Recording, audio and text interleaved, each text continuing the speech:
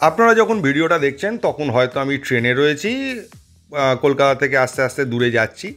তো আপনাদের প্রশ্ন আসবে আমি কোথায় যাচ্ছি, কি করতে যাচ্ছি। দেখুন, প্লেয়াররাও যেমন ছুটি টুটি কাটাতে গেছে, আমিও টানা ভিডিও দিয়ে যাচ্ছি আপনাদেরকে। অনেক দিন ধরে ননস্টপ ভিডিও চলছে, এমনকি মাঝখানে আমার বাবা মারা গেছিলেন, সকলেই আপনারা জানেন।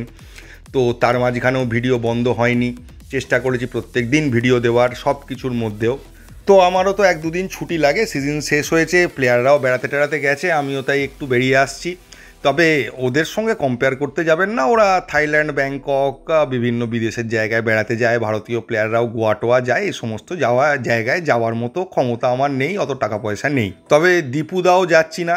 তো যারা জানেন না তাদের বলে রাখি, দীপুদা মানে হচ্ছে বাঙালিদের বেড়াতে যাওয়ার ডেস্টিনেশন, দীঘা, পুরী, দার্জিলিং। তো এগুলো তিনটের মধ্যেও কোথাও যাচ্ছি না, যাচ্ছি আমি ময়দানের গপ্পর যে আকাশ আছে, আকাশের বাড়ির কাছাকাছি যাচ্ছি।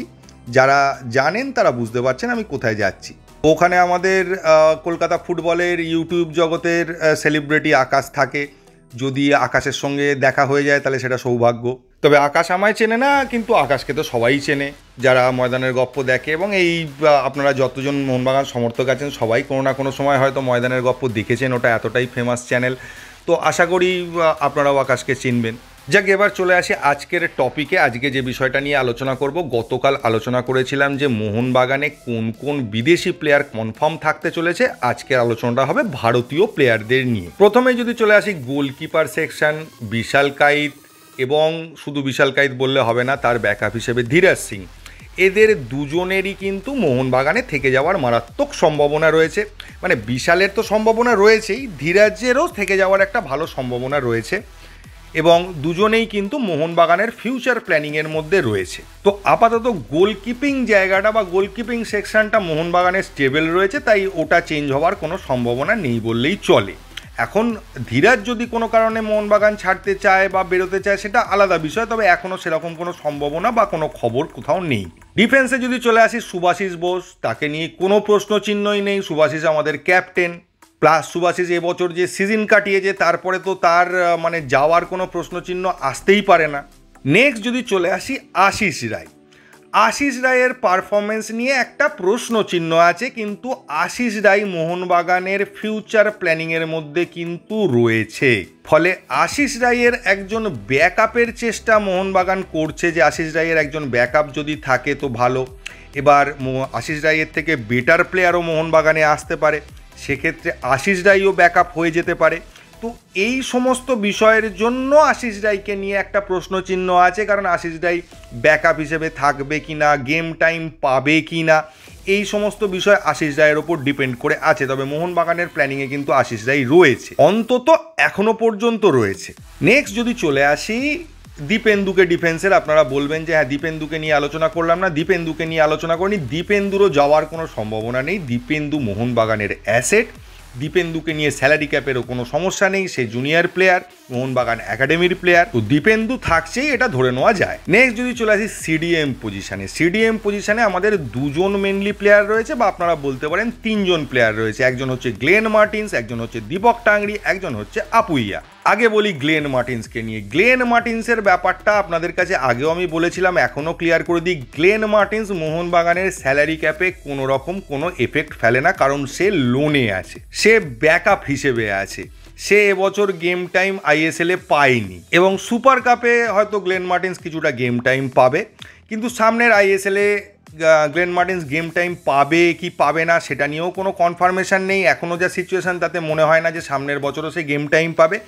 তো গ্লেন মার্টিন্সের ওপর অনেক কিছু ডিপেন্ড করে আছে যে তিনি কি করবেন। তিনি যদি মনে করেন মোহনবাগান ছেড়ে বেরিয়ে যাবেন তাহলে বেরিয়ে যেতে পারেন, তিনি যদি অন্য ক্লাবে গেম টাইম পান তিনি চলে যেতে পারেন, আবার তিনি মোহনবাগানে থেকেও যেতে পারেন। তিনি থেকে গেলেও যে মোহনবাগানের খুব একটা সমস্যা হচ্ছে ব্যাপারটা সেরকম নয়। কলকাতা লিগ এবং অন্যান্য টুর্নামেন্টগুলোয় গ্লেন মার্টিন্সকে ইউজ করা যায় এবং করাও হবে, সেটাতে যদি গ্লেন মার্টিন্স খুশি থাকেন, তার যদি কোনো আপত্তি না থাকে, তাহলে গ্লেন মার্টিন্স হয়তো থেকেও যেতে পারেন।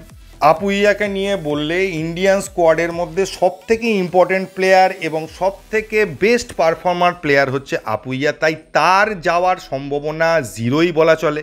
এবং আপুইয়াকে আনার ক্ষেত্রে যতটা কাঠখড় পুড়িয়ে মানে লড়াই করে আনতে হয়েছে, তারপর আপুইয়ার যাওয়ার সম্ভাবনা কিন্তু কোনোভাবেই থাকছে না। নেক্সট হচ্ছেন দীপক টাংরি। দীপক টাংরির খেলাও এইবার অনেকটা ডেভেলপ হয়েছে। দীপক টাংরি কিন্তু মোহনবাগানের ফিউচার প্ল্যানিংয়ের সঙ্গেও রয়েছে, তাই দীপক টাংরির মোহনবাগানের থেকে যাওয়ার সম্ভাবনা কিন্তু ভালো রকমই আছে এবং ম্যাক্সিমাম সম্ভাবনাই আছে দীপক টাংরি মোহনবাগানের থেকে যাবেন। নেক্সট যদি আসি থাপা এবং সাহালকে নিয়ে, তাহলে এটাই বলতে হয় যে থাপা এবং সাহাল এরা দুজনেই কিন্তু ভারতীয় ফুটবলের অন্যতম উদীয়মান তারকা। এদেরকে আনতে মোহনবাগানকে অনেক কাঠখড় পোড়াতে হয়েছে, অনেক লড়াই করতে হয়েছে, অনেক কষ্ট করে ডিল ম্যানেজ করে এদেরকে নিয়ে আসতে হয়েছে। সাহালের পারফরমেন্স এবছর আশানুরূপ না হলেও পারফরমেন্স এতটাও খারাপ নয়। তো সাহাল যে কোয়ালিটির প্লেয়ার, কোনো একটা বছর খারাপ ভালো যেতেই পারে, এটা অস্বাভাবিক কিছু নয়। থাপা তার নাম অনুযায়ী পারফরমেন্স করছে, কখনো কোনো ম্যাচে হয়তো সেরকম করতে পারছে না, সেটা আলাদা বিষয়, কিন্তু মোটামুটি থাপা যা পারফরমেন্স করেছে তার থেকে যা চাহিদা ছিল তা সে পূরণ করে দিয়েছে বলা চলে। ফলে থাপা সাহালেরও মোহনবাগান ছাড়ার সম্ভাবনা নেই বললেই চলে এবং মোহনবাগান ম্যানেজমেন্টের প্ল্যানিংয়ে থাপা সাহাল দুজনেই আছে। এখন এদেরও কোনো সমস্যা মোহনবাগানের সঙ্গে আছে বা মোহনবাগানে খেলা নিয়ে আছে বলে মনে হয় না, তাই এদের মোহনবাগান ছেড়ে যাওয়ার সম্ভাবনা নেই বললেই চলে। একইভাবে মনবীর, লিস্টন এবং আশিক কুরুনিয়ান এই তিনজনের ক্ষেত্রেও কোনো বিকল্প ভাবনা চিন্তা আপাতত মোহনবাগান ম্যানেজমেন্টের নেই, তারা থাকবে এটাই ধরে নেওয়া হচ্ছে। তবে মনবীরের একজন ব্যাকআপ আসার সম্ভাবনা রয়েছে।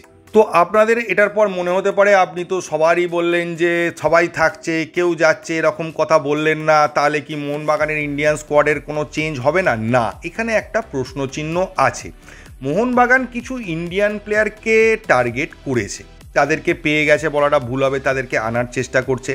আর একটা বিষয় আপনাদেরকে ভাবতে হবে, সেটা হচ্ছে স্যালারি ক্যাপের একটা ব্যাপার রয়েছে।